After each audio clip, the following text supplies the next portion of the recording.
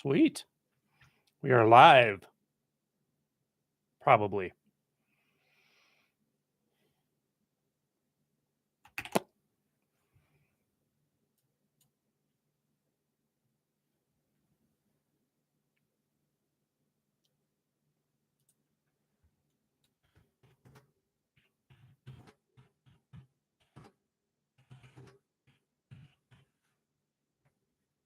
Hi, Leah.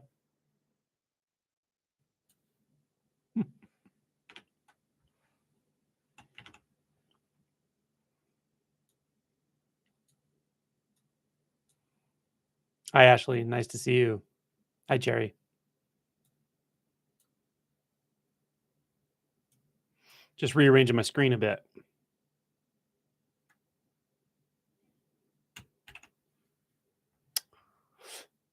Hey, Carrie. Hi, Jay. Good to see you all. How's everybody doing today?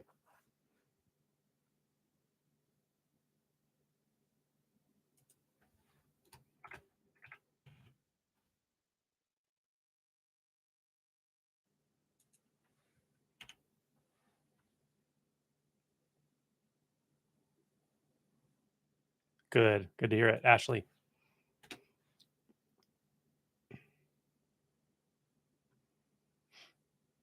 Started a little bit early.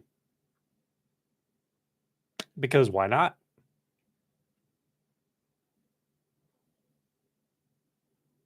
Hi, Sasha.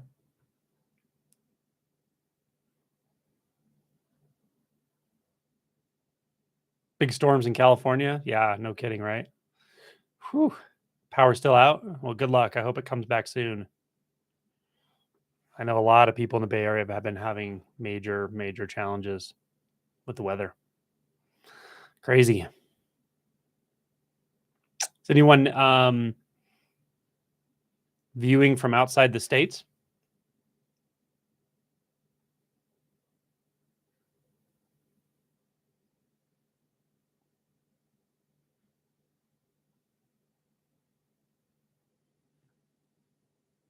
France. Oh, cool.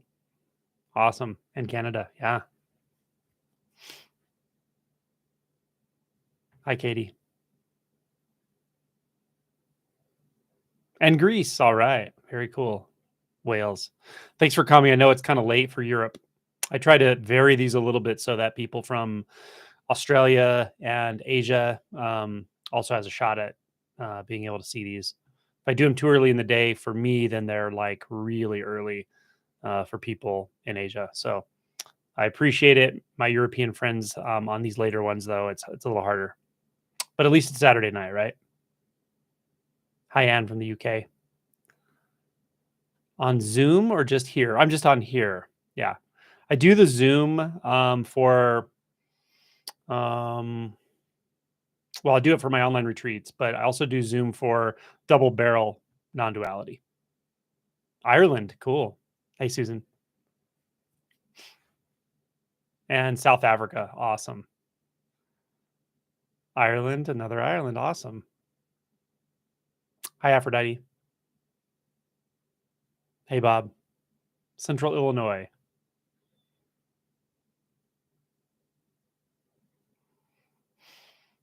Yeah, so Colorado has been warm. We've had nice spring weather, sunshine, warm days, and then overnight, last night, it snowed. So I woke up at about 2 in the morning, I think, to do a C-section, and I looked out the window and I was like really surprised by the whiteness. It was just completely white.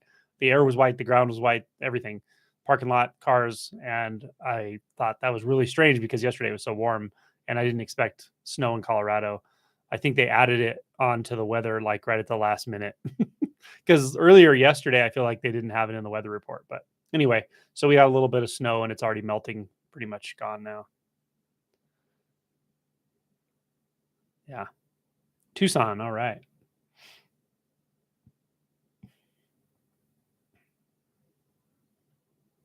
Cool. Well, if anyone wants to start with any questions or comments or suggestions on what to do, what for me to talk about, then feel free.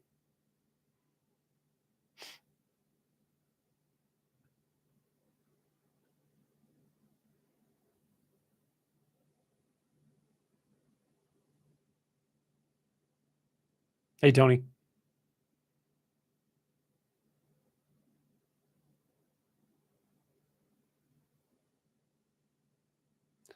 Balance between effort and surrender. Oh, yeah. Yeah. So there is this sort of balance between surrender and I might call it interest. Um, right. There are those who would say that you can't do anything. There's no one really there to do anything, right? That there's no agent. There's no this the sense of doership is ultimately an illusion. The sense of separation is an illusion, which is all true for sure.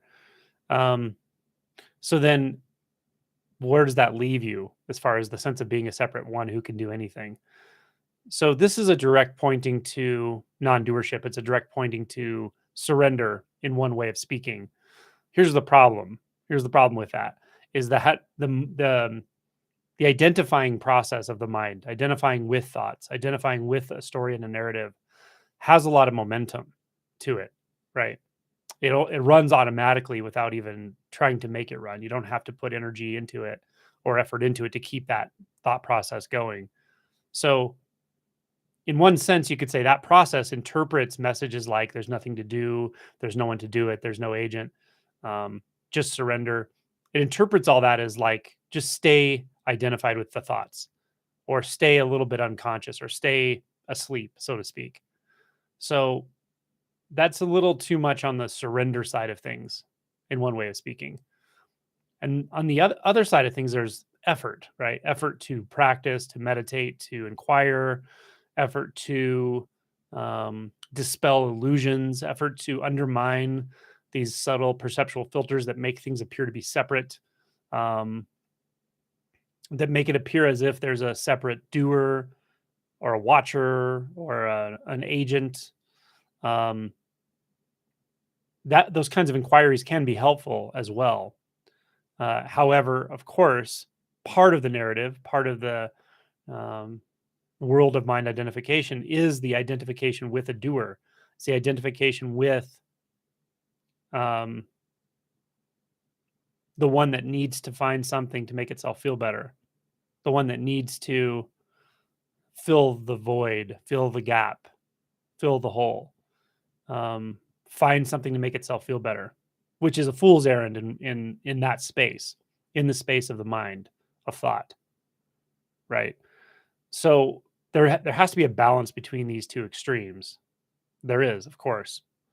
And what I think happens when people finally dissolve those last remnants of identity, what I think happens is they find the sweet spot. They find this golden um, mean or the middle way once and for all, and it just makes sense. It clicks where surrender meets intention. Um, Sometimes I say it like this: it's where alertness meets non-doing, or where alertness meets a sort of endless unbinding. And those qualities, the quality of alertness and the quality of unbinding, aren't something you're doing. They're not something anyone's doing. They're just qualities of that experience of the middle way. So it's something you find right now. It's something you explore right now because it's in your experience right now. It's not something to think about. It's not something to chew on with your mind. So if you're listening to this and like trying to think through it, it's at best it's a memory, right? It's more like feeling into it. There's a movement and a stillness that simultaneously um, occur. There's something that's completely surrendered all the time that can't be pushed or pulled, that has no agency or volition. And there's something that's infinitely curious, infinitely alert, that doesn't miss anything, that looks everywhere, that doesn't conveniently overlook a repressed emotion, for instance, and go unconscious. So those in balance is sort of the magic formula.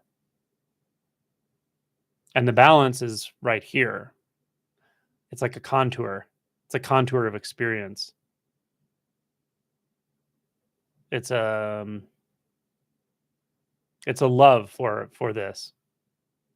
It's a love for the unbinding. It's a love for the total mystery that's right here, staring you in the face. So it's not like anything specific. I could say that what it's like is that there's no one there, no one separate, no thing separate, that there's no sense of agency, that it's all just happening, and that there's nothing solid anywhere. There aren't specific, solid, separate objects. There's no goal or meaning or purpose because that's all very cognitive, right? So I could say all of that's not here, and it's true. Um, but if that sounds like, or if that feels like a position, if that feels like a orientation for the mind to take, then that will be the seed for the next string of thoughts. It will be the seed of delusion. So this is a quite a radical unbinding process that is occurring. What's radical isn't a message; it's just this. This is quite a radical um, um, entry point that takes everything, but it also gives everything. That's the beauty of it, without filtering of any kind. I don't know if that helped. Maybe you could feel into that a little bit, or maybe not. Maybe we can go back to that.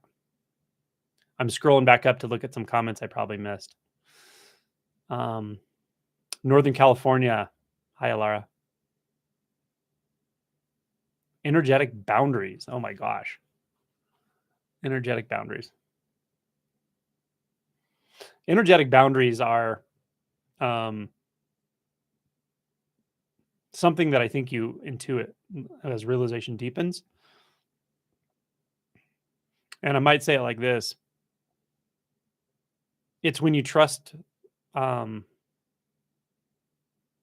when you trust what's been realized, or when you trust what is realized to itself, not that you realized it, but when you trust the realization so much that you really don't care what anyone else says about what feels relevant, meaningful to say or not say, to do or not do. So it's a very deep trust. And why I say you don't care what others say, that could be misinterpreted, but it's important to recognize that there's a very, very strong influence. There's a very strong pull that comes from the social matrix, which has more than one flavor, of course, but it broadly is divided into the flavor of the sort of uh,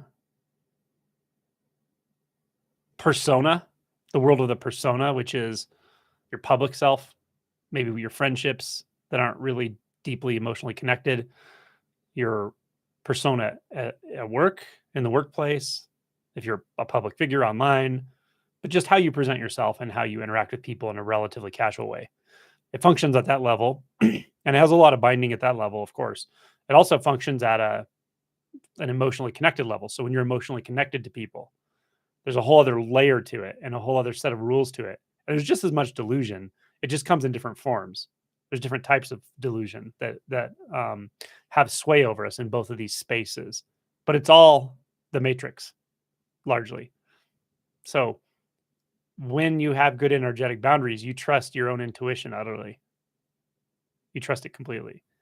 Um, and that might not look or sound right to other people around you at times, but you know in your gut um, how to set those boundaries. That's how I would describe energetic boundaries. Um, but you really have to be careful with that. You have to balance that with a certain kind of um, openness to the lessons of life, right? To feedback you get from people and so forth. It's not an excuse to just be, violent or completely self-centered or something like that. That's not what I'm talking about. So it's something that I think over time you get better and better at. But the first part is always learning to manage physical boundaries first, safety boundaries, and then emotional boundaries and so forth. And just communicate boundaries. Um, if you have a tendency to get enmeshed, look into enmeshment. If you have the tendency to be manipulated, look into that. If you have the tendency to manipulate others, look into that. All of that is, you know, evidence that there's some not the best boundaries operating, whether it's in you or with others or both. And it's often both, right? That's how we find certain types of interactions with people habitually. We continue to find those interactions until we really work through it, and then they'll stop. They'll cease at some point. Or you'll see it and you'll know it's there, but you can navigate it with good boundaries, which is very challenging. It can be quite challenging, but at some point, even that becomes much easier to do. But that's when you have good energetic boundaries and you trust your intuition very, very deeply. All the way down to the energetics of it. That's the most I can come up with at the moment. Okay. Let me go up here a little bit.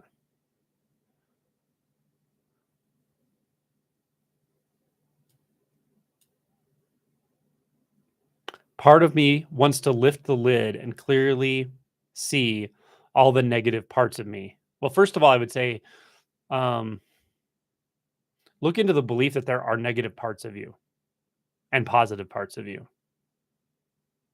Because it may sound like a small thing to say this, to like I'm picking at a word, but usually it means something deeper. It means there is some perception somewhere that there are parts of me that are negative, that are not okay or wrong or something, right? People say this about emotions a lot.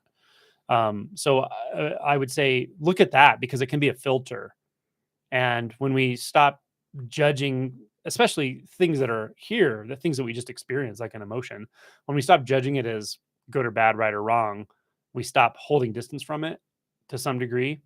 And then we can feel it just more naturally and simply. And then it's not a big project to come in contact with the emotion body. It's not like we're hesitant and waiting for the moment we have the courage to do that.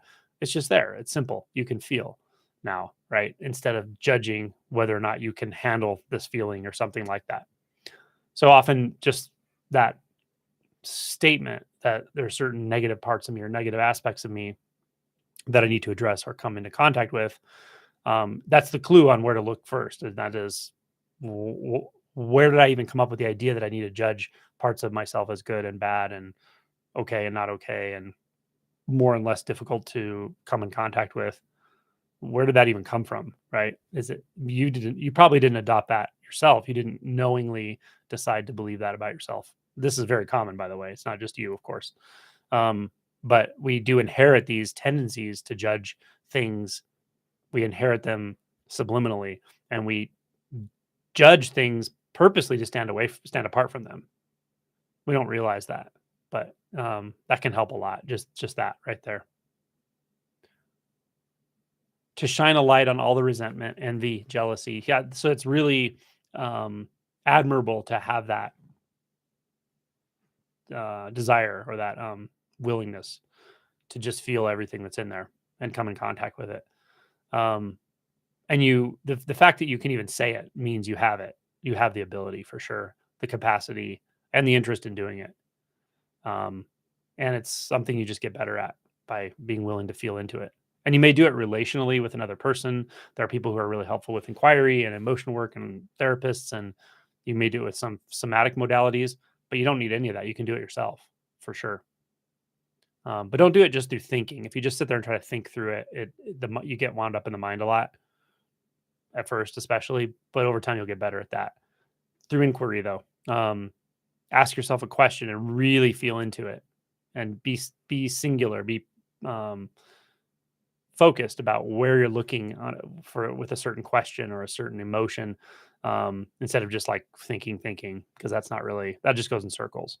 But use inquiry, use that laser focus of inquiry and precision, and then be open and let what needs to come. And you can do it through writing, um, perhaps through creative processes like art. All right, Graham, I would love to hear more about the question, where am I? Okay, where are you? If I ask you, where are you? Um, your mind probably says some things, probably makes some noise, right? Some thoughts come, probably, maybe not. But often, the thoughts are going to say, well, I'm in the chair, I'm at home, I'm at work, I'm in the United States, I'm in Ireland, right? And then hopefully you're not interested in those facts or statements about the conventional where am I location and so forth, but more like, where are you? You, right? The one that's aware, the one that's hearing this. So then you might try to localize it a little more precisely through experience rather than knowledge. So some instinct might say, well, I'm in here somewhere. Like I feel like I'm in my body, my heart, or my head. But often people have a location. It feels like they are when they start to inquire this way. Um, and I would just spend some time with that. Just like really looking into, where does it feel like I am? Not not a thought answer to the question of where am I, but where does it feel like I am right now? Just go there. Just be there. Can you go there? Can you go to where you already are?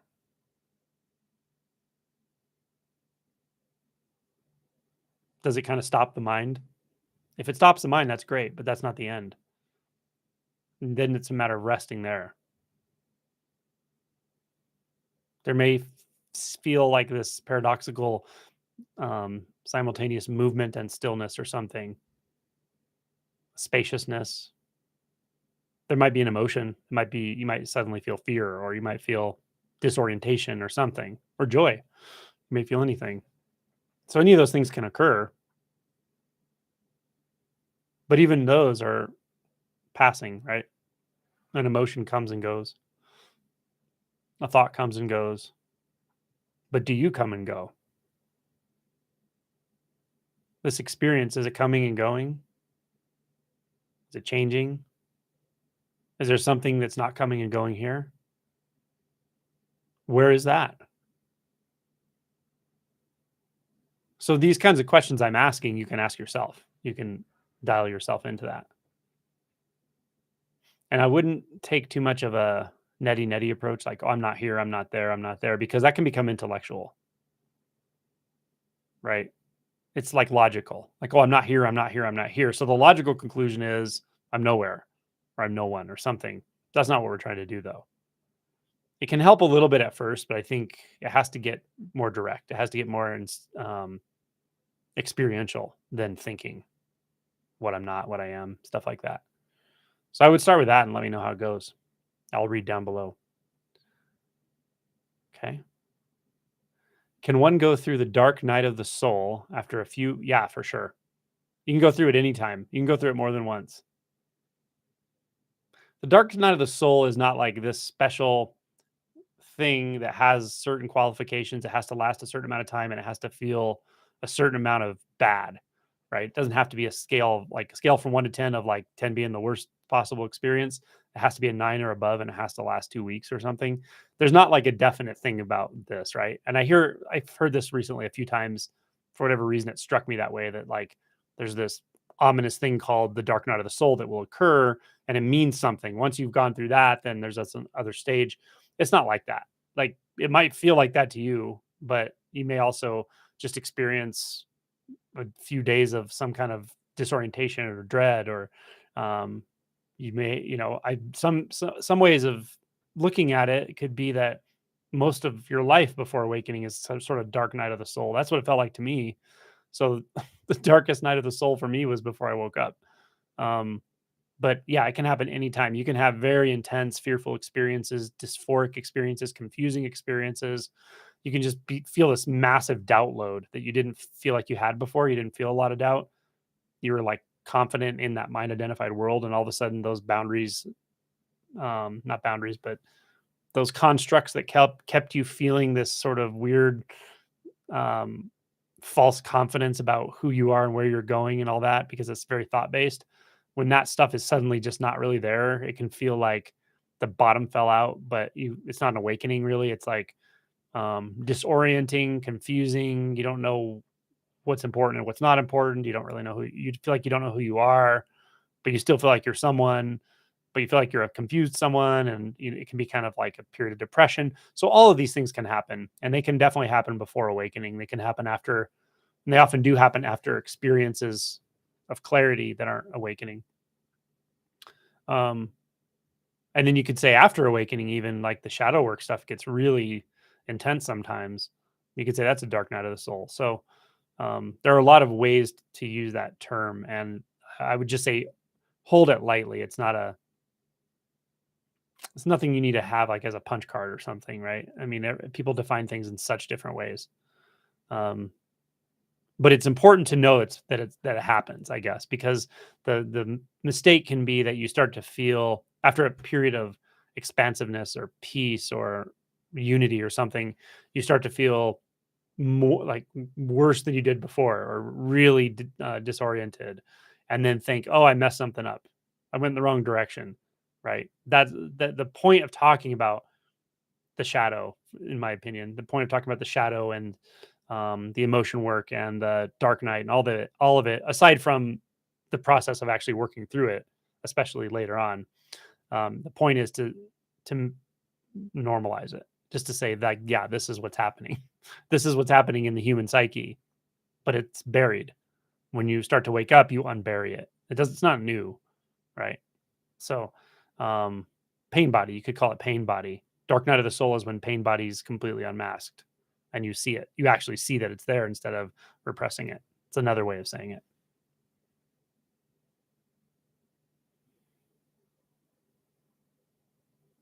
Matt says you have. Well, maybe you have. Who knows? Hey, Bob. How to let go when safety, security, and certainty are core values? I love it. That's a good question. I would look into what a core value is. What does that really mean? It's like a buzzword, right? It's like a thing that people talk about, like, hey, pick some core values in life, right? I'm going to play the devil's advocate with core values, right? So why would you pick anything other than security, safety, abundance, and love or something, right? Aren't those all of our core values in one way of speaking? So yeah, it's like saying I have a core value called safety. You don't just have a core value called safety that you decided you had. From the time you recognized yourself as an apparent separate being, you had a deep, profound fear of not being safe and not being protected. It was very, very early on that these are formed. These are buried deep in our identity structure. These fears of not having safety, security, not being validated, not being loved, seen. But safety is at kind of at the bottom of all of it, right? Physical safety, emotional safety. So yeah, I mean, everyone has those core values in one way of speaking. But how to let go? Well, that's the weird thing is there's a way to let go anyway, even though all of that. And the reason is because the thing about the safety and structure in life that we want and we orient toward and so forth is not the actual safety, and um it's not the actuality of safety. I'll just speak in terms of safety. It's not the actuality of safety that we're feeling when we think about it. It's actually a reflection of the fear of not having it. That's why it's easy to let go of. We can let go of it because it's not what it appears to be. It's a thought, but it's a thought that causes a physiologic trigger if it feels threatened in thought, right? This is why the pain barrier. This is why I'm sorry, the fear barrier. I emphasize it so much because when you start moving past thoughts, you start moving past thoughts about your own safety, thoughts about your sanity, thoughts about your taking care of your family, the things that are important to you. Right? You're moving past all of that. You're not moving past the actualities of those things. You're moving past your mind's reflection of them. And as in as much as there's identity tied up in that, it feels like you're letting go of something very real. But you're not. It's an illusion. And the reason that it can be done is because it's an illusion. Nothing real is ever going to go away. Only illusions go away in this process. It just turns out there's a lot more of them than we realize. Good question. I completely relate to that comment.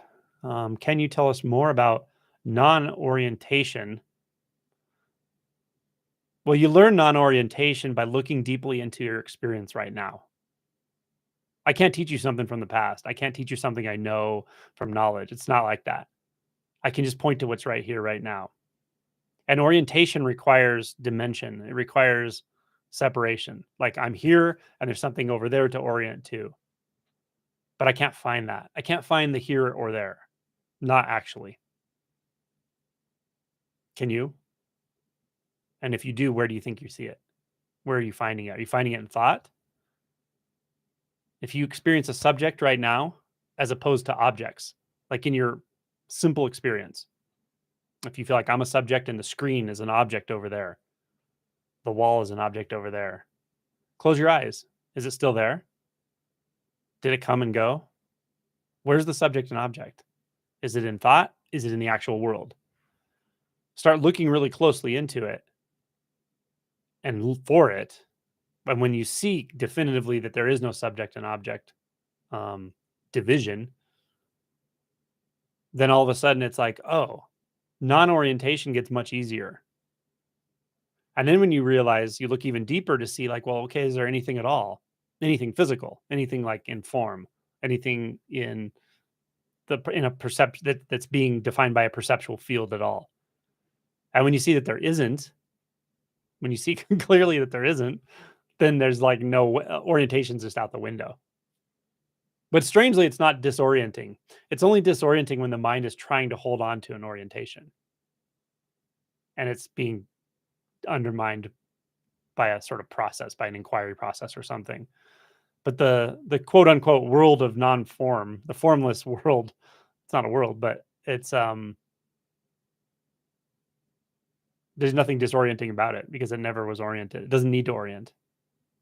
It's just totally free. It's completely free in all aspects. So you learn it from experience, or you don't learn it necessarily. You just have direct access to it from experience. It's like staring you in the face.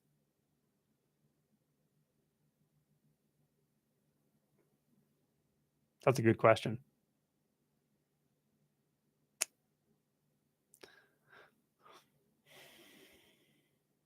Oh yeah, I worked with it a little bit and it felt very powerful. Yeah, it is very powerful when you're ready for it. Meaning, if you're just getting stuck in thoughts about what I'm saying, then yeah, it's going to be might be interesting or it might not be interesting. I don't know, but it's going to be heady.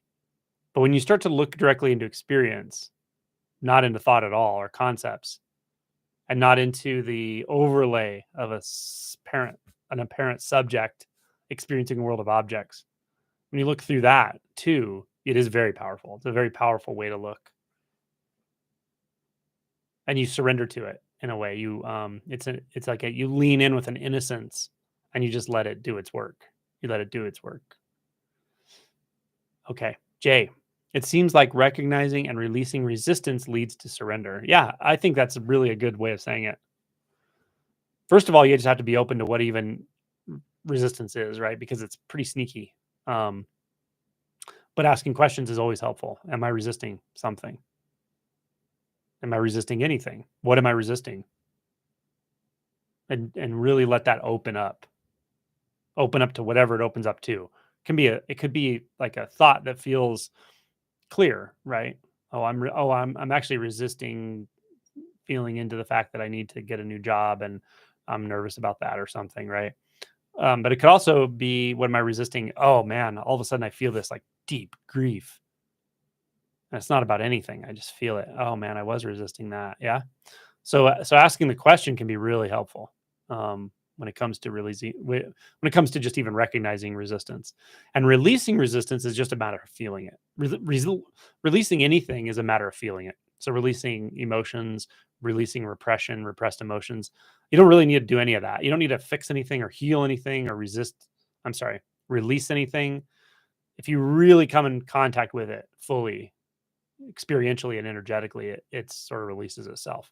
It doesn't release like disappear and you never have to deal with it again. Like the mind might think about that, but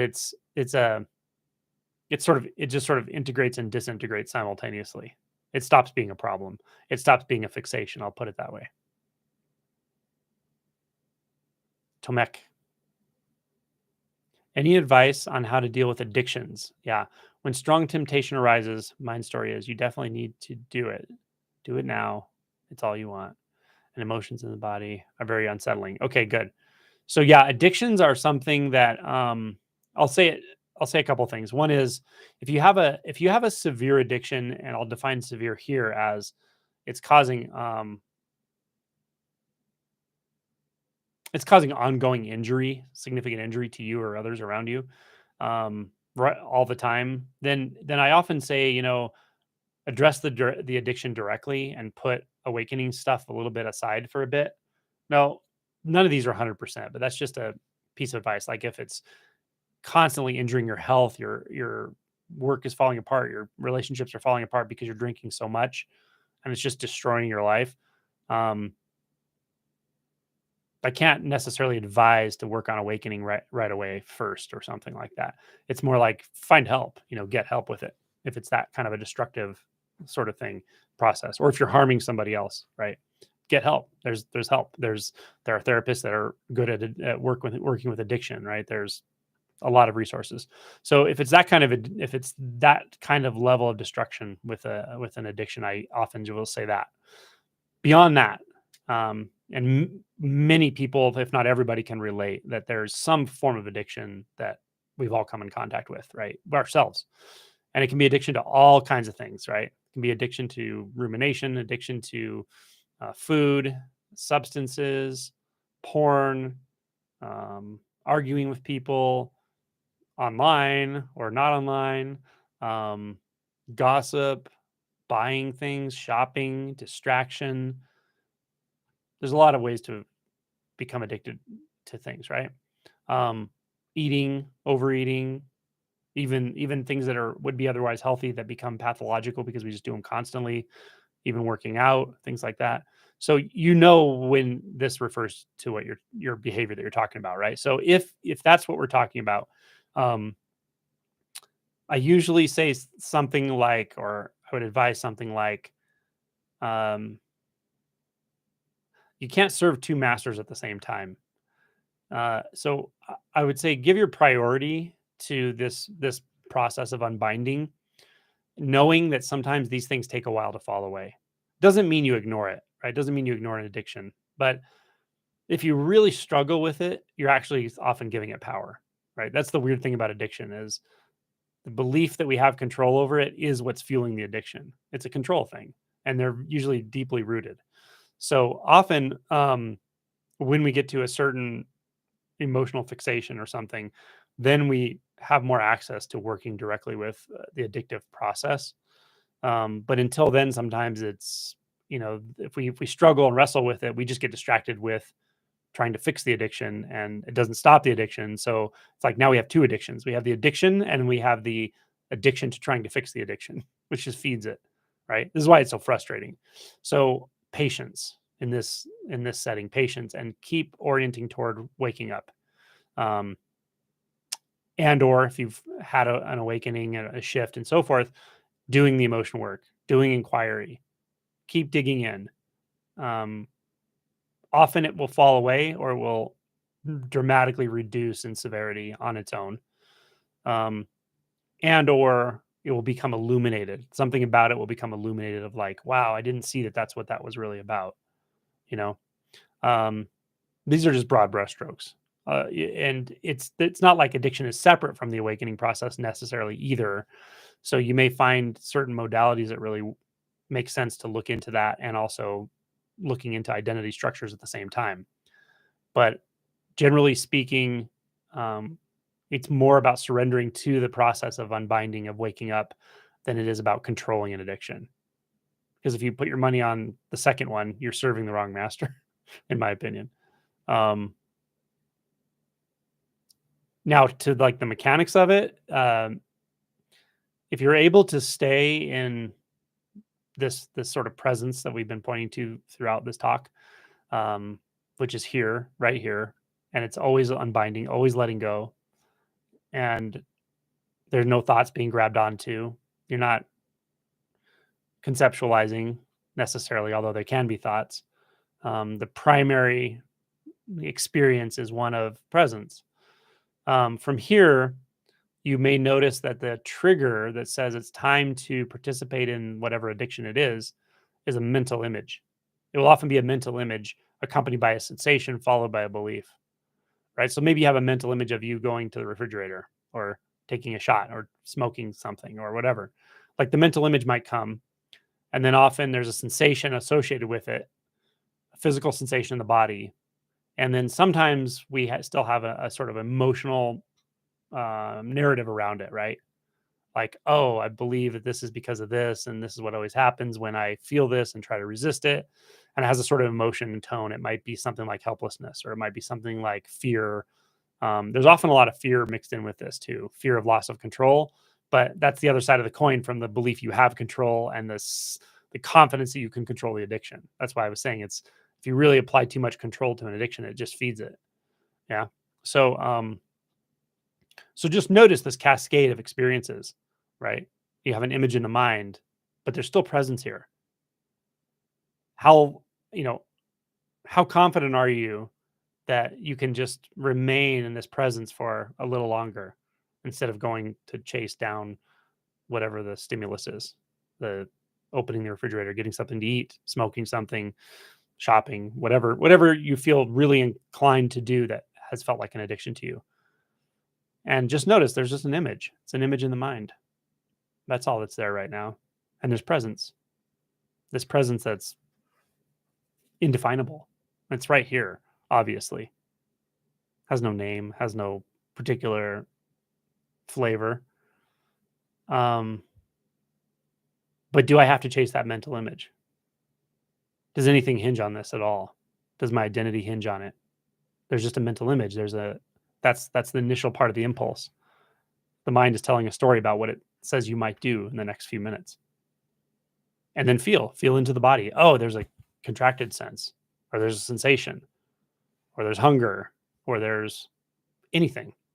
And it can feel good or bad. It can feel like good, like you're almost preparing to feel good by imagining what it's going to be like to partake in that addiction.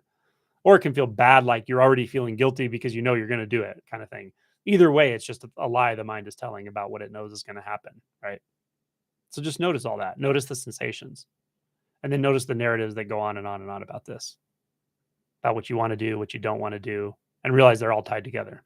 What you do want to do and what you don't want to do, what you feel out of control doing and what you feel like you're in control, stopping yourself from doing, are all tied together. They're the same thing. It's all an illusion actually of control. Because in the grand scheme, you don't actually have control over any of it, and that's a hard thing to recognize, but it's also true. Um, but that flip flopping between the illusion of control and the illusion of losing control is what drives the addiction. But by seeing it really closely, you have an opportunity to, excuse me, you have an opportunity to slow down that cascade by seeing its components and feeling them and noticing them in individuation and just spending some time doing this. Even if you know you're going to go to the refrigerator anyway, spend 5 minutes doing this, feeling, noticing the image that says, okay, it's time to go grab whatever it is that's going to be my stimulus. Is there anything else there? Is there any agent? Is there any self?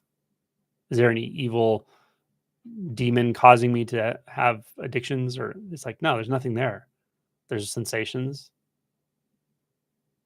There may be an image in the mind. There may be an interpretation. And there's presence. And one of those is uncaused. And it's presence.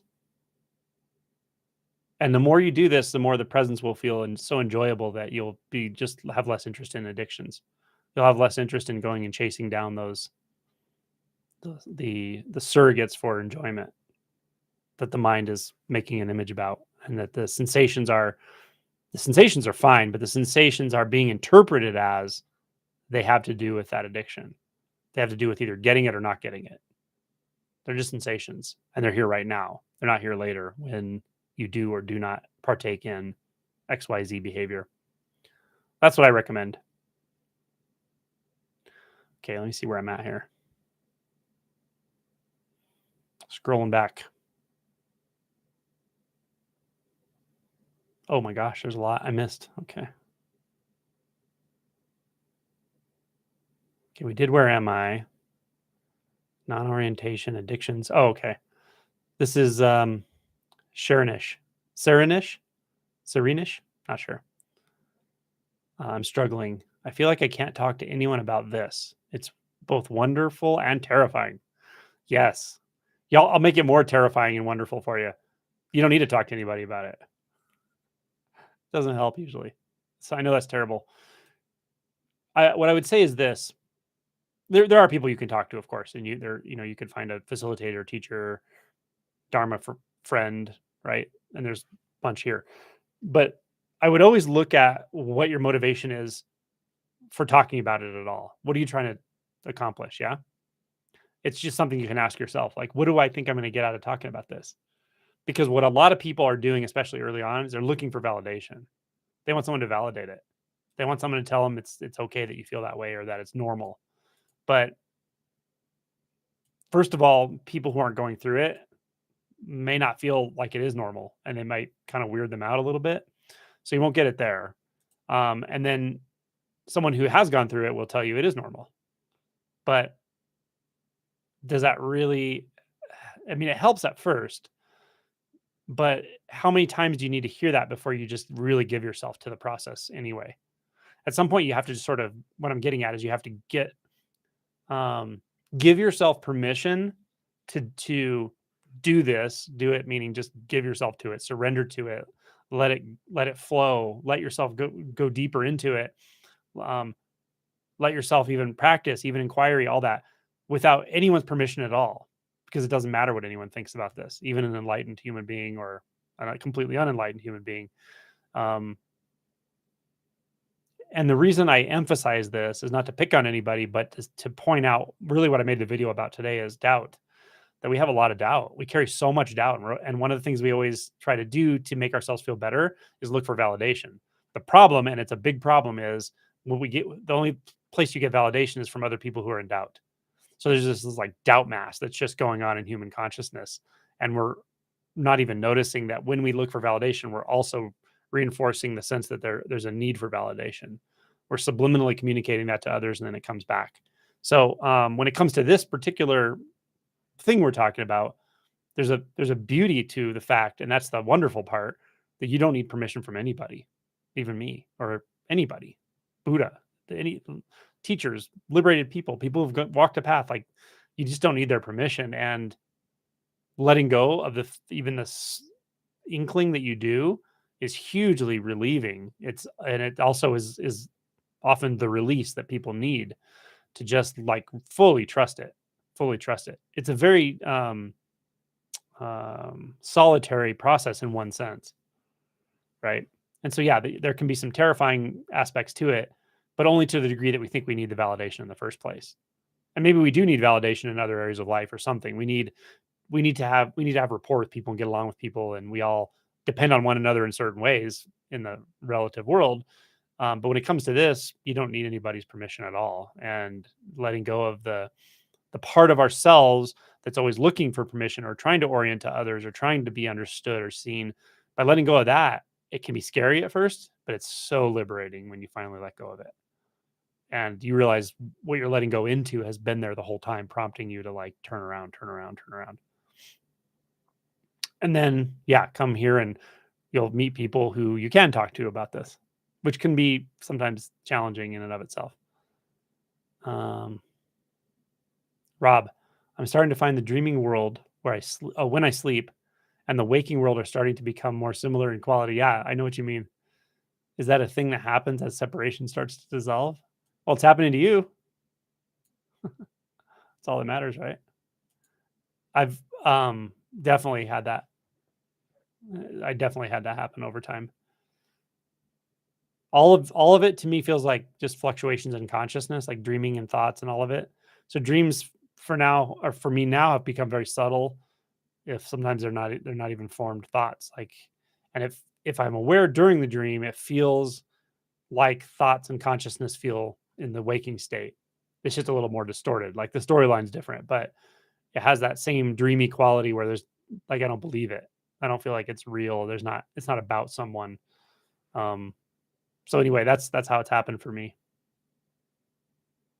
Can you please talk about going towards thoughts instead of just observing them, witnessing them, being aware of them? Thanks. Yeah, I use the analogy frequently of like if you imagine that you're in a movie theater, right? And you're watching the movie and you're completely enthralled with the movie such that you don't even remember you're in the theater, right? You're not aware that I'm in a chair looking at a movie someone else wrote. You believe that story's happening right now on the screen, right? This is the way thoughts are, by the way. That's the whole point. But you believe that that's happening, that storyline on the screen, and not only that, you've identified with one of the characters. So you think that dude on the screen is you, right? Or that woman, or that whatever. You think that person on the screen is you, one particular person, and then the others are other people. That would be like total mind identification, right? You're identified with thoughts. But at some point, you realize, oh, wait a minute, all that movement on the screen that's happening, let's say it this way, all the storyline on the screen, all the characters, those aren't happening in the way I thought they were happening. I'm actually watching those. I'm out here in the audience, and that's a story, right? It's just a story. That's when you start to disidentify from thoughts. Does that make sense? That's an important shift that happens. You recognize, oh, the thoughts about me and my life and what's important to me and what's not important to me and what I'm worried about and how my spiritual journey is not going well. That's a story. That's not who I am any more than the story on the movie screen, right? That's what disidentification with thought is, the first part of it. But the second part is that, well, who the heck are you in that theater? And this is why I don't talk about watcher states. And I caution people about this all the time. And I don't talk in terms of you're just a watcher watching thoughts float by, because if you think you're doing that, then you're actually imagining that. You're imagining that happening, right? So the second part is you should become curious, or you could become curious. Well, what the heck am I then? What am I in this theater that makes it even possible to see that stuff, right? What is the nature of me then if that's not me? But I keep getting pulled into believing it's me and my story and the real world. Well, what is the nature of it then? What is the nature of me? What is the nature of that? Now, this is where the theater analogy breaks down a little bit, because in the theater analogy, that's a story someone else wrote and it's going to end and so forth. But in the analogy of you, it's a story you're kind of writing yourself, and it's not going to end in 2 hours. It's going to keep on going, right? So there's a little bit of a difference there, but the analogy holds up with this second part, and that is, if you become curious, then well, why do I keep believing this shit on the screen? Why do I keep believing this is happening? So you should become interested. If you want to know about that, you should probably become interested directly in the medium through which it's being portrayed, which is the light on the screen, right? The images and stuff. So what makes the most sense, right? If you let's say you find something on a beach and it's like a crystal or it's like a gemstone and you don't know what it is. What's one good way to find out what it is and how pure it is and stuff? To look at it closely, like get it under a microscope or a loop or something. This is the same thing. You just walk up to the screen, start looking closely at what those moving images are actually made of. What are they made of? Right? And in the screen analogy or the movie theory, you'll see that they're made of light and color. But the closer you get, even color starts to all look white. Like, you can test this out on any projector. Walk up to the screen, and instead of bright red and bright blue and black, it all starts to blend together, right? The closer you get. At some point, you turn around, you look right into the projector, and you just see this bright white light with a few like hazy color shades moving around, but it's mostly just bright white light. That's consciousness. That's what it means to look closely at the thought itself, to move toward the thought, right? Does that make sense? So if the next thought is you imagining yourself in a movie theater, then move close to that imagined thought. What is it? Whatever the next imagined thought is, just move closer to it and investigate its nature. And at the same time, you're investigating your own nature, because what you're going to find out through direct experience is that the stuff that the stuff that the characters on the screen in the theater is made out of is also what you, the perceiver of all of that, and the perceiver of just your own perception is also made out of. It's literally the same substance. But for me to just tell you that doesn't do any good. You have to directly realize it. And that's what an awakening is. Hopefully that's helpful. Okay.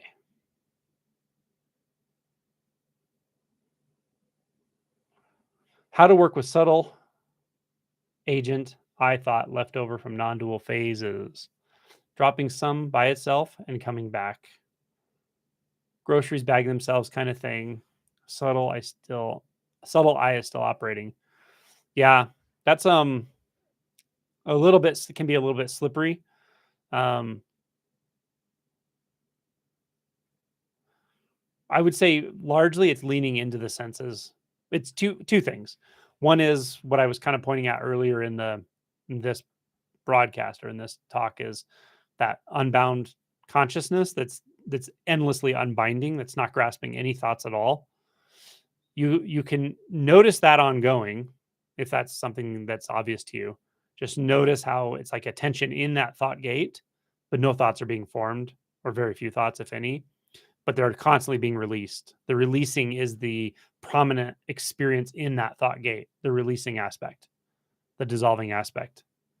So you can keep attention there as you move through, like in the physical world, right? Not meditating, but like working and stuff. Um, and as you do, you can start to notice how that gate, that thought gate, that unbinding that's constantly going on, is not actually separate from the vivid non-dual experience, like red or like texture and sensation or movement or washing a dish. You can start to notice that there's like no boundary between those. That's the non-dual of, let's call it synesthesia, right? Synesthetic. Um,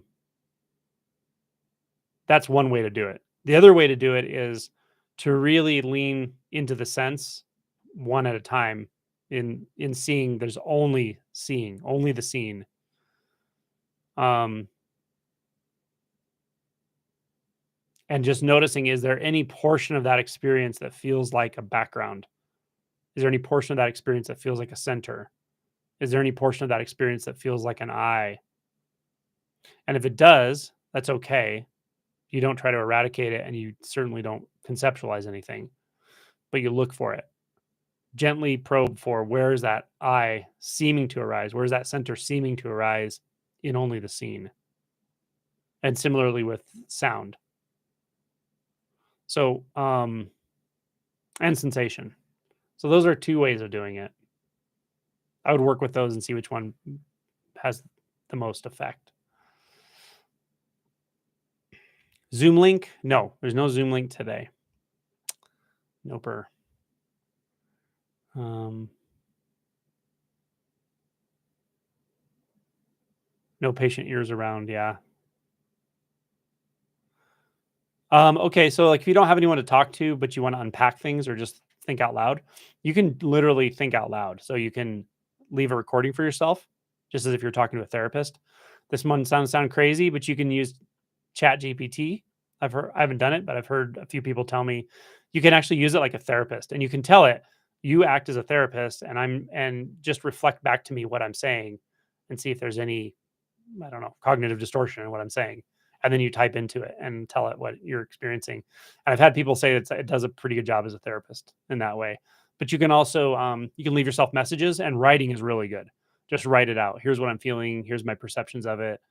Here are the beliefs that seem to be associated with it, and here are maybe some other associated beliefs. Sometimes just writing it out actually clarifies it a lot. So that's another thing you can do.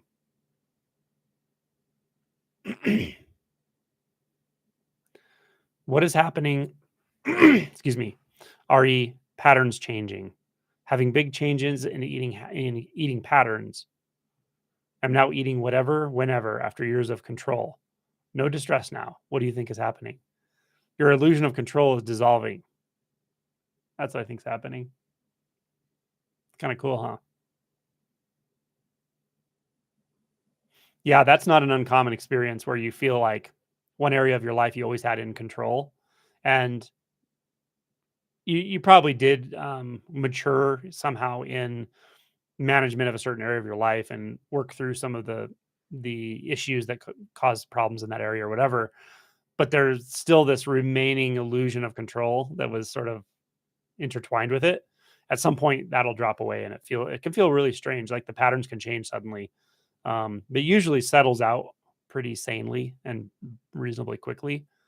But there may be some um, addressed material, unaddressed emotional material underneath that will make itself known. Hi, Kina. Hi, Pam.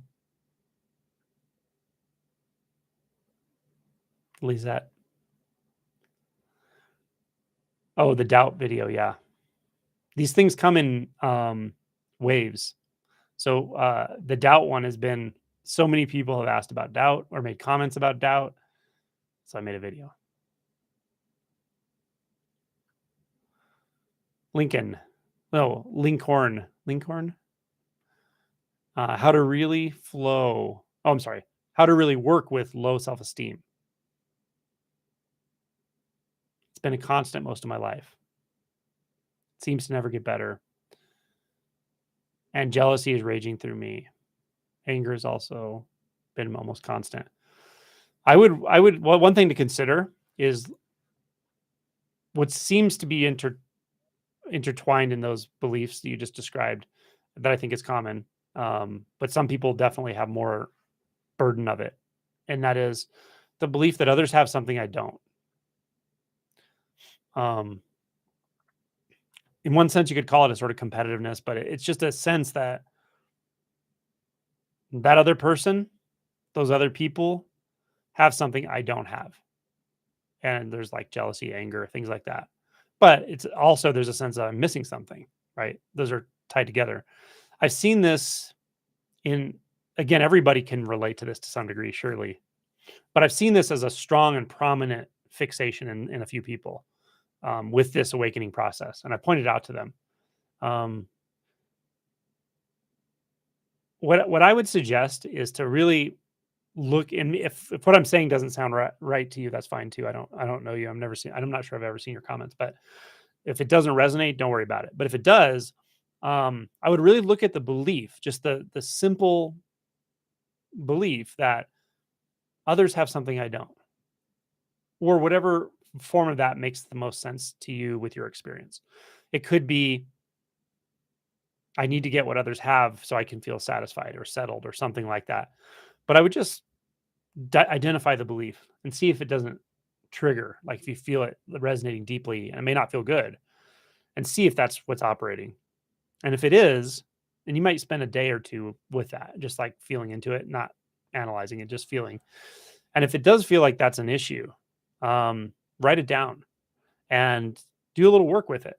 You know, make a list of examples in your life where that's been true and go back. Like maybe in childhood, it had to do with the sibling or a parent that wasn't available at one point, or could be anything, right? Make a list though of here's the evidence I have in my life of why that may be true or when it was true. But be specific, right? Like it was true in this relationship, maybe, or was true in this situation or setting, or seemed to be, or it played out in this setting. And then make another list of ways of things that are completely counter to that, meaning examples in your life where it's just not true, right? And this is always hard. This is the hard one to do. This list is hard because you're coming up with counter examples. But what there's something that works about this. And I think it's just because it helps you see things clearly. Our minds are filters and they tend to filter through beliefs. So if we have a belief that's overriding and strong that I don't get what others have, or I need what others have, or I don't deserve, maybe I don't deserve it and that's why I'm not getting it. Whatever that filter is, though, especially if it's a strong filter and it's based on some emotional repression, we will strongly apply that filter to situation after situation, and we will conveniently overlook situations where it's just not true. So, by just being really objective and saying, well, in some situations it does seem to be true, and in other situations it definitely does not seem to be true, right? Like in this, I don't, just as an example, you could say, well, others always seem to have what I don't. You might say, well, um, my best friend growing up, like, had very little and I had abundance. I had money, I had friends, they didn't have any of that. I don't know. I'm just making up a completely random example, but you will see these things if you look for them. You will see counterexamples to your fundamental belief about yourself. And then just doing this, even though it can be challenging to do, sometimes it really loosens that up in a big way. You might be surprised that it's not so strong. Um, and the reason I'm equating these two, the sense of others and the sense of yourself and the self-esteem issue, is because the ego structures stay alive in what they relate to. We have a it's the sense of a self, the sense of a um, fundamentally real, stable, long-lasting self would just fall apart if we didn't have a bunch of things to hold it in place, because it's just you can't find it. So we hold it in place through things we relate to, situations, people, beliefs, ultimately beliefs. So so it can be really helpful to see it in that way. In your case, or at least in the way you just described it here, that's how I might approach that. Okay, Ashley.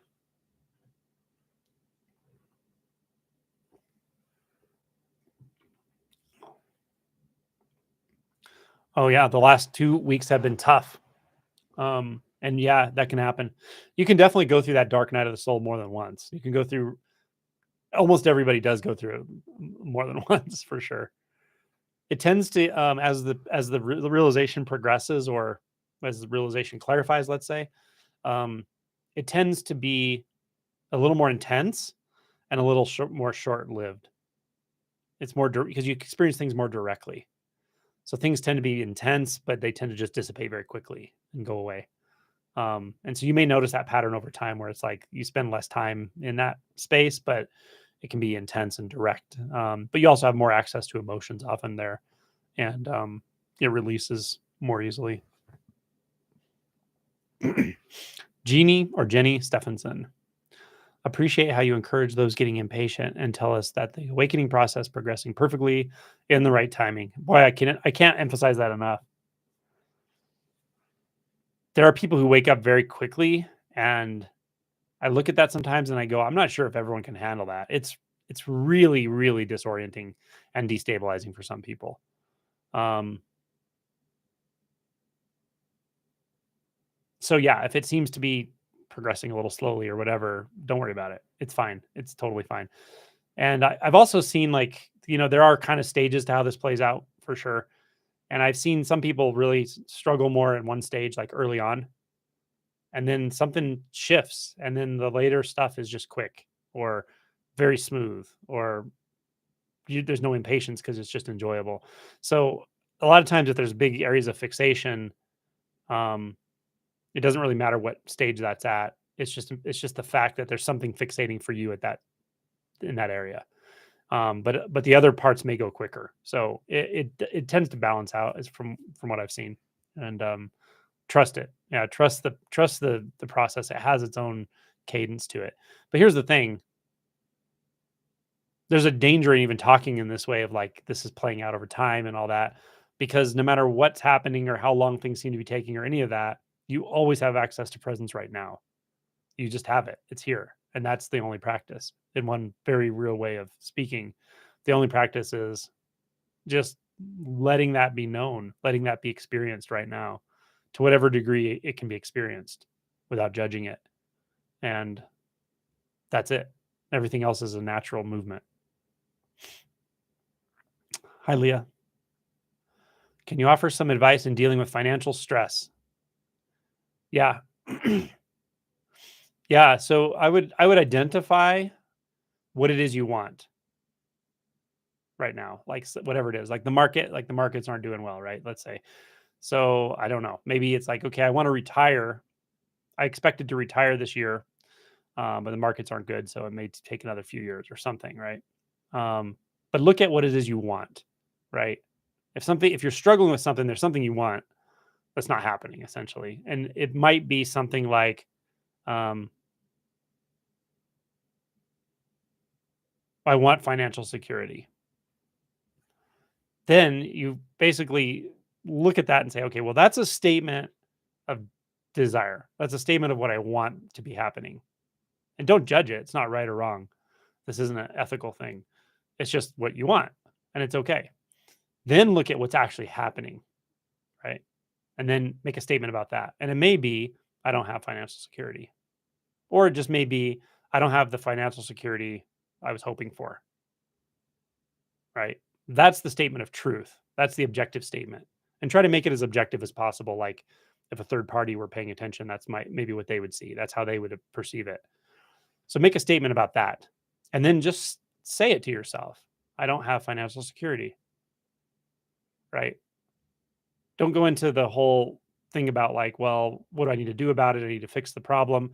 There are times and places for that, planning and whatever. But that's not what we're doing here. What we're doing here is we're trying to fix a cognitive distortion, right?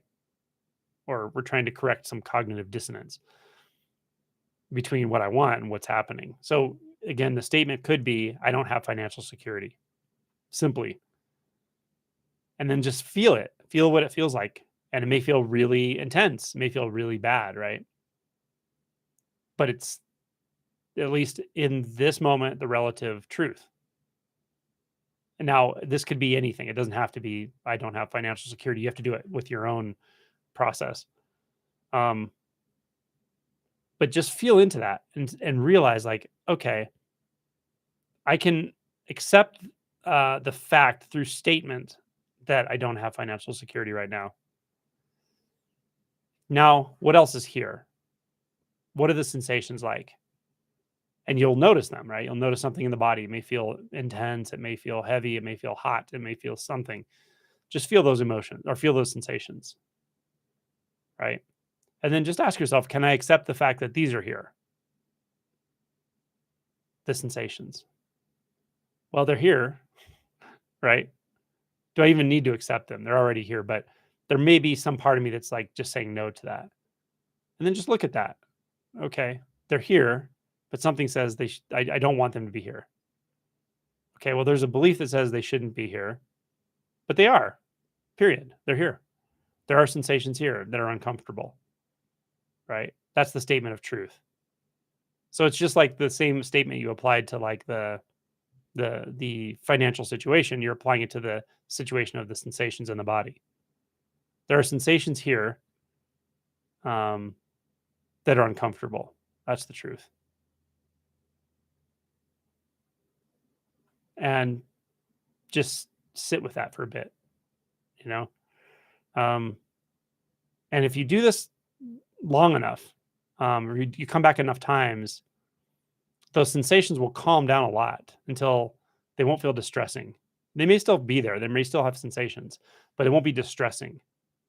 And you won't be trying to jump into a mental project of how not to accept the fact that it's this way. And even though that doesn't sound like what you want, it is, because once this thing flips over and you're like, oh, I don't have financial security. There's no trigger to that.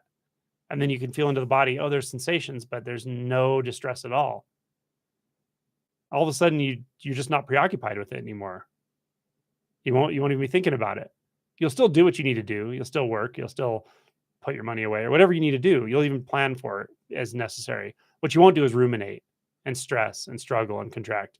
So do that. And then, and if that statement like sort of dissolves that process, and then there's another one, then find that. There could be an associated belief or statement around financial security too.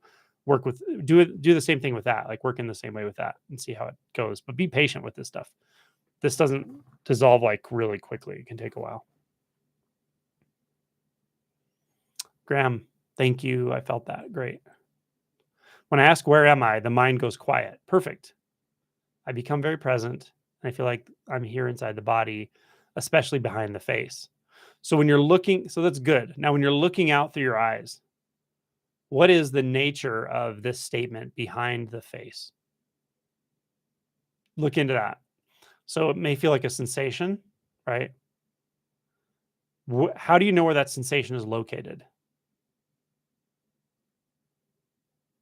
You need a statement of thought, right? Behind the face. Because as you look out your eyes, you don't see behind the face. You don't see a face. The face is an imagination, in your imagination. So it's not you, right? It's another thought. So those sensations are there. And you can ask, is this where I am? Or you can just not ask anything and just feel those sensations until they don't seem like they're behind anything anymore. There's no face to be behind because the face is a thought. There's just sensations. And where is that? It's not even there's not even a where to talk about anymore. There's just sensations. So that's one good way of approaching this. Just more and more and more direct and seeing clearly what's happening and what's not happening. Cool. Andres or Andres, let's see. I sometimes feel that it's all about seeing through the patterns that happen all by themselves. Yeah, they happen by themselves, but we also contribute to them innocently. We don't realize it. So, like for instance, in the thought space, we create thinking, we create like these circles of thought through subtly encouraging them without knowing we're doing it. And we do it by like pushing and pulling on thoughts. So it doesn't take a lot of input to keep these neurologic pathways going. They kind of go on their own, but we are giving it a little bit input and we don't realize it. That's why you have to be patient when you stop giving the input, when you figure out that combination of alertness but relaxation where you're not disturbing anything. It still takes a little while to wind down. So patience is helpful as well.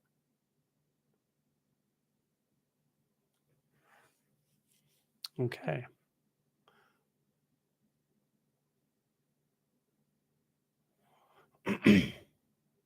Sometimes I feel like I'm regressing. Well, here's the deal. You're not regressing, or maybe the whole process is regression. So the failure would be progressing. You don't want to progress, you want to regress. But that's neither here nor there. If you feel like you're regressing, first notice that's a thought, right? And then notice the sensation associated with the thought, and then ask yourself, what is the emotion associated with this, right? And then, but what you'll notice is you're looking through a filter at that moment, and it's making the world look a certain way. If you're looking through a filter of doubt, especially like self doubt, then you're going to doubt everything. You're going to doubt what's the most important to you, which is maybe realization. But it's just a thing that's happening in the moment. It's not even happening to you. It's not happening to anyone. It's just something happening. But there's a doubt filter in place right now. So investigate that. You can like look down into that or feel down into that. What is that made out of? What is doubt if it's here? Can I fully inhabit doubt and just feel into it all the way? Like jump in?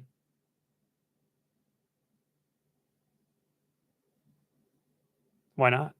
Give it a shot.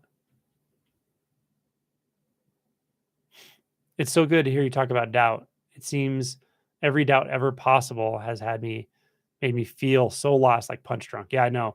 Like you believe one doubt and you are on the doubt train. But once you get off the doubt train, it's pretty obvious. Like they're just thoughts.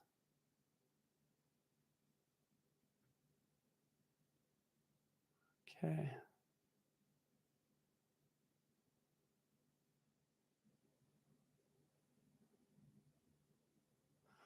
Due to the vast inequality, lack of justice, and environmental deterioration, is it important to work against these forces? Man, someone asked me this in a talk I gave to a bunch of gamers the other day, and it was a long answer, but it was pretty good. I wish I would have recorded it.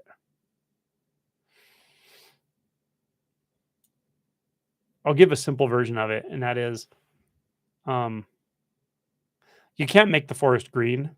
The forest is the color it is, but you can become a green tree in the forest, and a green forest is made up of individual green trees. So, by and large, the best thing you can do for the world is to wake up and continue waking up. And as that clarifies, as realization deepens, it becomes really obvious why that is actually. That without realizing it, when we oppose things, we add energy to the other side of things. We add energy to the opposition, or we can for sure. So, with that said, I can't tell any specific person what to do. You may, as a vocation, be a political activist or an environmental activist. That may be what you do. So, of course, you should do that. That's what you do. Um, but you really have to be honest with yourself about, am I actually doing that right now, or am I ruminating? Or am I using those thoughts to keep myself from doing something else that I could be doing, like meditating, inquiring, sitting in presence, spending time with my family, anything else, right? Than thinking. Because often that's what the mind does. It'll say, "Oh, but this is really important and you're not doing it." And it's a matter of ethics or something like that. Um, that's how I usually see that those concerns come up, or those fears or worries that we're ignoring the world. Um, in my opinion, the best thing we can do for all of these huge, complex challenges we're facing is, to wake up as individuals more and more. And then you might be surprised at the effect that has locally, and also at how much peace that provides you, which has not only a local effect, but can have a distant effect. And then sometimes, even beyond that, you come up with very creative ways to help, that you wouldn't have thought of before. Okay, Lynn. I went to see Eckhart Tolle. Cool. He talked for 2 hours on presence and how many people have started to wake up and realize more about consciousness. Yeah, it's huge. Huge shifts for sure. And it's good to hear you talk about Tao. Oh, I think I already read that one. Tony, pretty much I've been doing. Yeah, you got it, man. Yeah. It's just a subtler and subtler and subtler exploration moment to moment. Okay.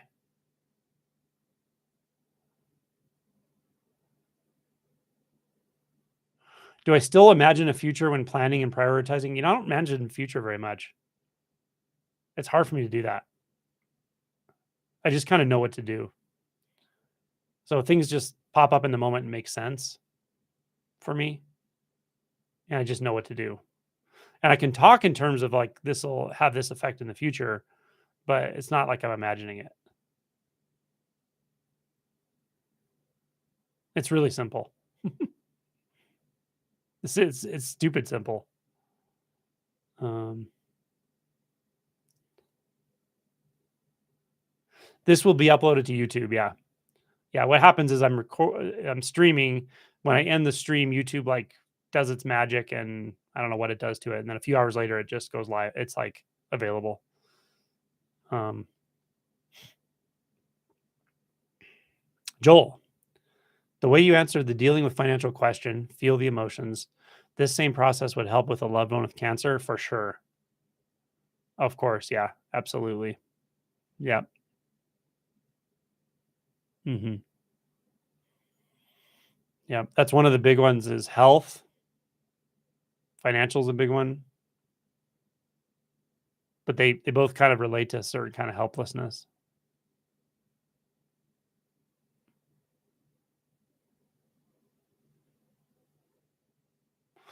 How can you know if you're looking through a filter? If you see anything but a sort of, luminous, uh, empty, mystery, then you're looking through a filter.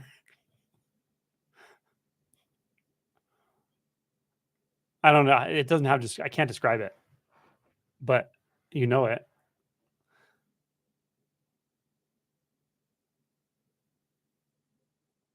It's unfiltered.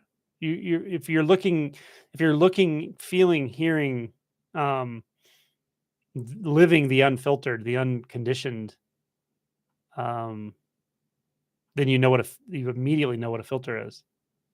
It's anything that feels solid, feels like you can grasp it, depend on it, but it also feels like you need it and you fear losing it. Those are all filters. Separation is a filter. The feeling of being separate from things, the feeling of being stuck in time, that's a filter. The feeling of having a future and a past are filters. Doubt is a filter.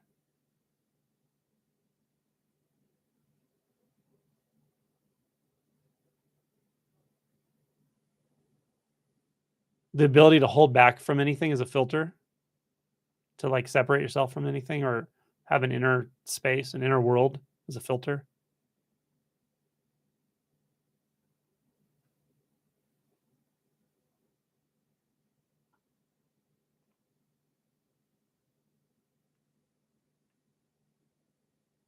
The Maharishi effect. Mhm.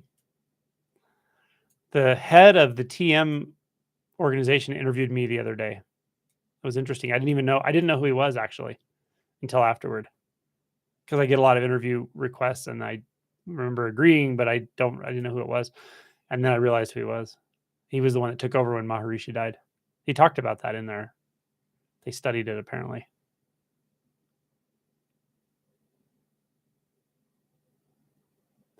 Yeah, orienting toward the past.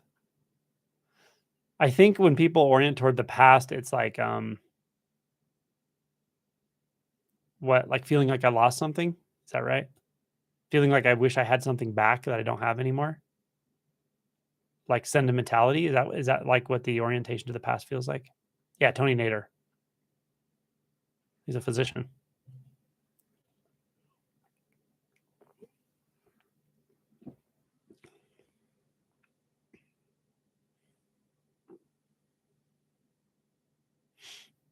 I think it's probably accurate. They say some people or that most people either orient to the past or the future. I think that's probably true. Certainly we do both, but um but orienting to the present is radical, right? It's revolutionary.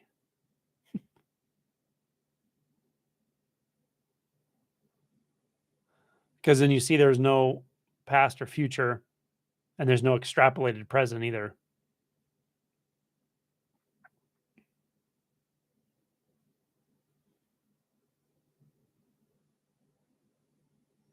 Past feels like chasing something like a memory, yeah, and trying to recreate it. Yep. Yeah.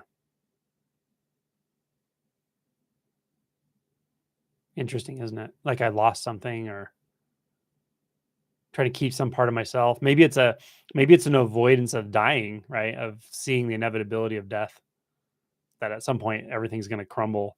So I try to keep holding on to parts of me that felt like the past or something, keeping all the pieces together before they fall apart. I think also a lot of people will say that what they miss or what they want to return to or what they crave is the innocence of childhood. They feel like they remember, I think we do remember, but they feel like they remember in the innocence of childhood and that it somehow got lost or they forgot how to access it. And that's what they want back. And I think that's a really good instinct actually, because it is like that first shift in consciousness is very much like that. It's like you remember it. Whoa, I remember what this is like to just feel present, not have worries, not worry about what's going to happen later or what I need to do or how I need to survive. I used to constantly orient to the past, especially post my IIH diagnosis when I was in university. It definitely was more towards the future, though. Yeah. Yeah. Right. When you're studying hard. Please explain the value or process of I am consciousness. How is that distinguished from a thought or a mental pattern? Well, if you say if there's a belief that says I am consciousness, that doesn't help anything, right? Because you could have a belief that says I am a good person, a belief that says I'm a physician, a belief that says I'm a man or a woman, a belief that says I'm confused, a belief that says I'm enlightened, a belief that says I'm not enlightened, and a belief that says I am consciousness or I am awareness. Those can all be beliefs. Does doesn't do anything. That's just rearranging concepts, right? So that's really important for me to say that because I do bump into people who say things like that on occasion, like I am conscious. I know what I am. I'm consciousness. I'm like, yeah. I mean, it's not hard to adopt that belief, though, right? But that's not what awakening is. An awakening after someone goes through that shift, they don't walk around wanting to identify with anything. They don't tell you I am consciousness. There's like no reason to say that. You lose interest in the defining of the self at all. It seems it has seen to be just just a fool's errand, and it's such a relief not to have to do it anymore. So if I talk about consciousness, I'm more talking about it in a mechanical or like a mechanistic way to do inquiry. But I would never want anyone to just to believe that I am consciousness or everything is made out of the whole world is made out of consciousness, right? These are beliefs that make us feel good, but that's not what we're after here. It's not what we're up to.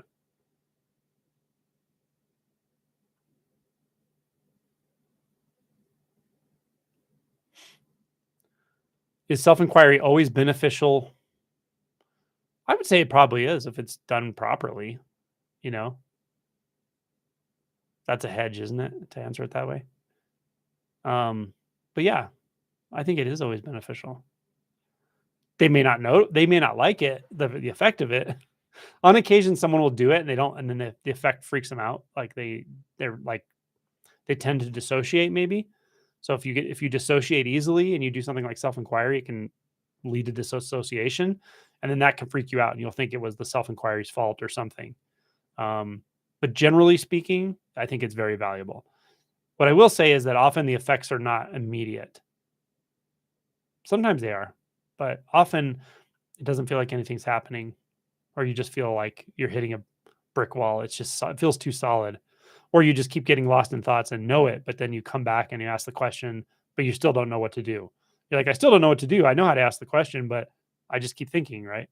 So it can feel kind of opaque at first and frustrating, but I think it's still valuable even then, actually.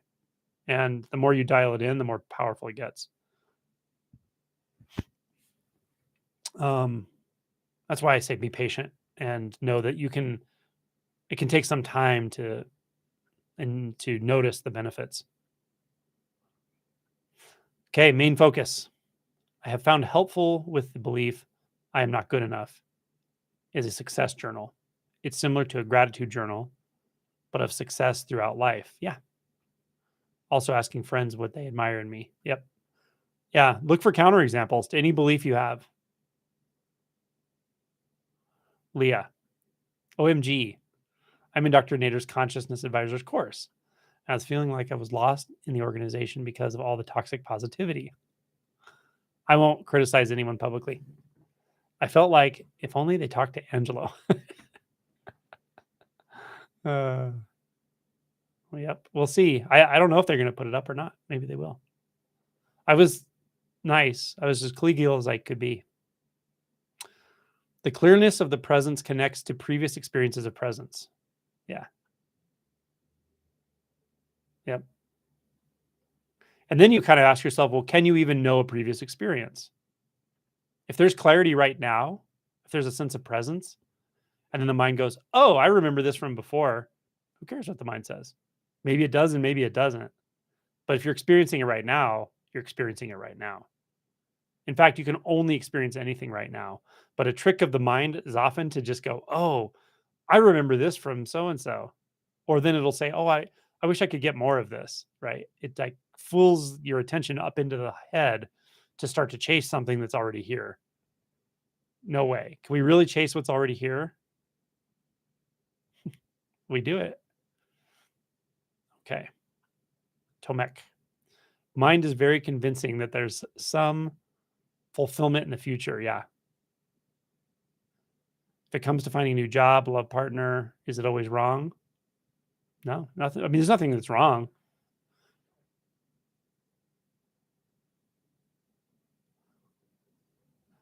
But just look at it this way. Like, okay, let's say you spend 90% of the day imagining something that's going to happen later, right? In one sense, you're practicing not being present to what's actually happening today.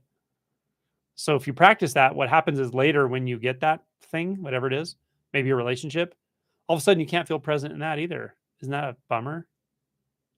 So I say just practice being present right now with whatever it is and don't worry about the future.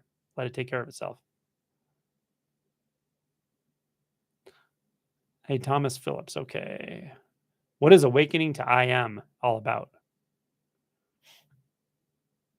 When the shift occurs for people, here's what I think. This is my experience of it. Usually when I'm interacting with somebody and the awakening happens, it doesn't feel like an I am sense to them. They don't describe it that way. However, I think if you're, what's the term?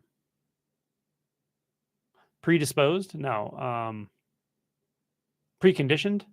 Like if you already believe that that's what it's going to be, then I think there can be a sort of shift into that experience of pure consciousness, and it'll feel like I am, or it'll be identified as that. Or I think if some people just have a really strong sense of I, then they interpret it that way.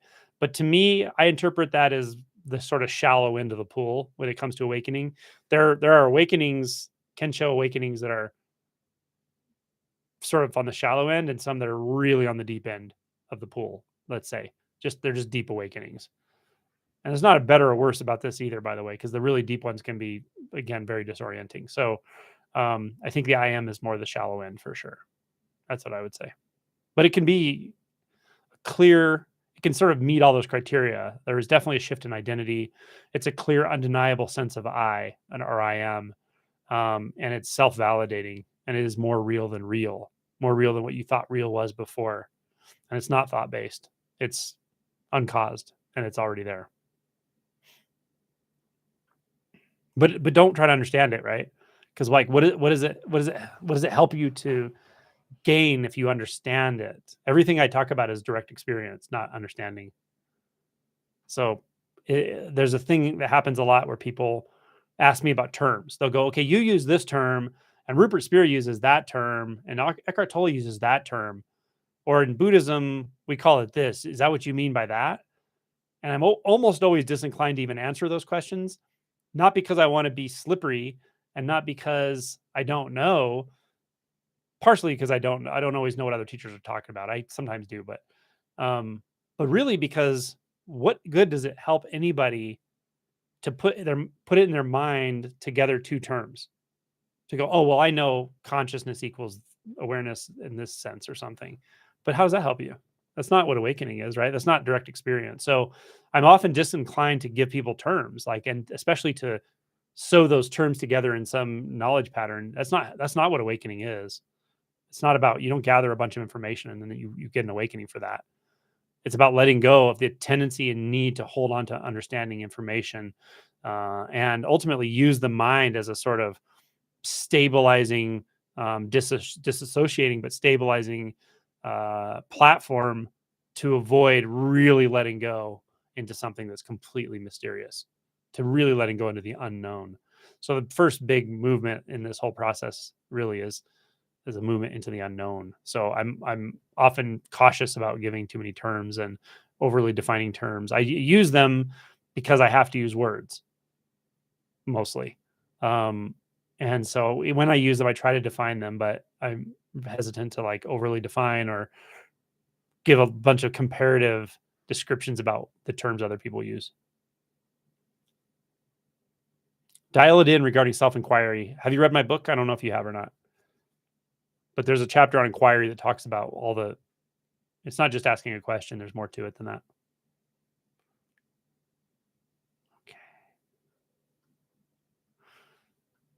Any advice on how to back out and stop recording the moment?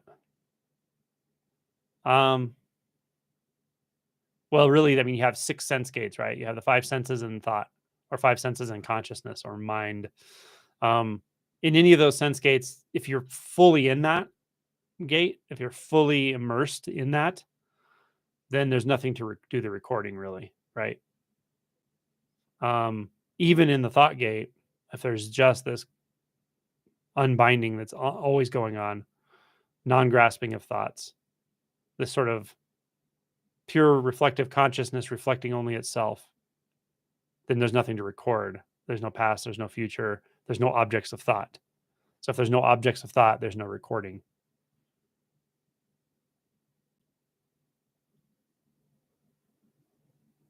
You can also ask who's doing the recording and try to find it. Or if there's recording, like look at the mechanism. If there's thoughts, well, what's doing the recording then? Or is it just the next thought that says I recorded that? Right? Sometimes it's helpful just to see the mechanism of thought, that really a thought is only reflecting another thought. It's not as complex as it seems. Thoughts seem to portray a lot more complexity than there actually is in the world.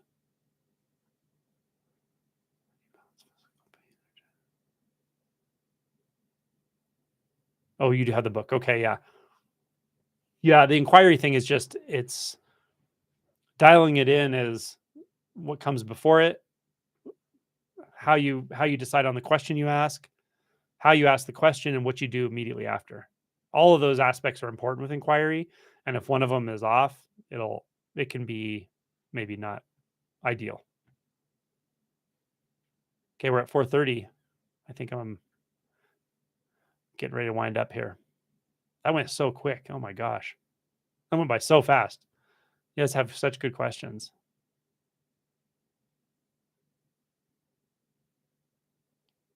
Okay.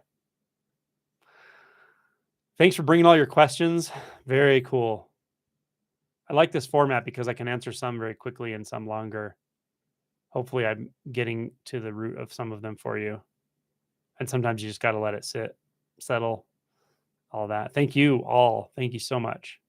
Thank you, B. Dillion.